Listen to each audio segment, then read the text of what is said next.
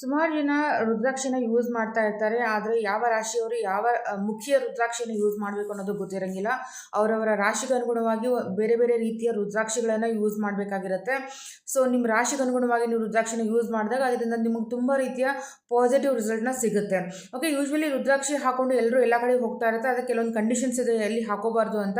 Death ಆದಲ್ಲಿ ನೀವು ರುದ್ರಾಕ್ಷಿನ ಹಾಕೊಂಡು ಹೋಗೋಂಗಿಲ್ಲ, ಅಥವಾ ಡೆಲಿವರಿ ಆದಲ್ಲಿ ಮಗುನ ನೋಡೋಕೆ ಹೋಗ್ತಾ ಇದ್ರೆ ಆ ಒಂದು ಪ್ಲೇಸಲ್ಲಿ ನೀವು ರುದ್ರಾಕ್ಷಿನ ಹಾಕೊಂಡು ಹೋಗೋಂಗಿಲ್ಲ. ಮತ್ತು ಡ್ರಿಂಕ್ಸ್ ಮಾಡ್ತಾ ಇದ್ದರೆ, ನಾನ್ ವೆಜ್ ತಿಂತಾ ಇದ್ದರೆ ಆ ಒಂದು ಟೈಮಲ್ಲಿ ಕೂಡ ನೀವು ರುದ್ರಾಕ್ಷಿನ ಹಾಕ್ಕೊಂಡು ಅದನ್ನು ನೀವು ಕನ್ಸ್ಯೂಮ್ ಮಾಡೋಂಗಿಲ್ಲ. ಅದರಿಂದ ನಿಮಗೆ ತುಂಬ ರೀತಿಯ ಬ್ಯಾಡ್ ಎಫೆಕ್ಟ್ಸ್ ಸಿಗುತ್ತೆ. ಅದು ಹಾಕೊಳ್ಬಾರ್ದು, ಅದು ಅಪವಿತ್ರ ಅಂತಲೇ ಹೇಳ್ಬೋದು. ಅದು ಮತ್ತೆ ಶುದ್ಧಿ ಮಾಡಬೇಕಾಗತ್ತೆ ರುದ್ರಾಕ್ಷಿನ. ಸೊ ಯಾರ್ಯಾರಿಗಾದ್ರೂ ಇಂಟ್ರೆಸ್ಟ್ ಇದ್ದರೆ ಅಥವಾ ನೀವು ನೋಡ್ಕೋಬೇಕಾಗಿತ್ತು ನಿಮ್ಮ ರಾಶಿಗೆ ಅನುಗುಣವಾಗಿ ಯಾವುದು ರುದ್ರಾಕ್ಷಿನ ಹಾಕೋಬೇಕು ಅಂತ ನನ್ನ ಕ್ಯೂರಿಯಾಸಿಟಿ ಇದ್ದರೆ ನೀವು ನನ್ನನ್ನು ಕನ್ಸಲ್ಟ್ ಮಾಡಿ ಬೇಸ್ಡ್ ನಿಮ್ಮ ರಾಶಿಗೆ ಅನುಗುಣವಾಗಿ ಯಾವ ರೀತಿಯ ರುದ್ರಾಕ್ಷಿನ ಹಾಕೋಬೇಕು ಅಂತ ನಾನು ಸಜೆಸ್ಟ್ ಮಾಡ್ತೀನಿ. ಯೂಶ್ವಲಿ ನೀವು ಜನರಲ್ ಆಗಿ ರುದ್ರಾಕ್ಷಿ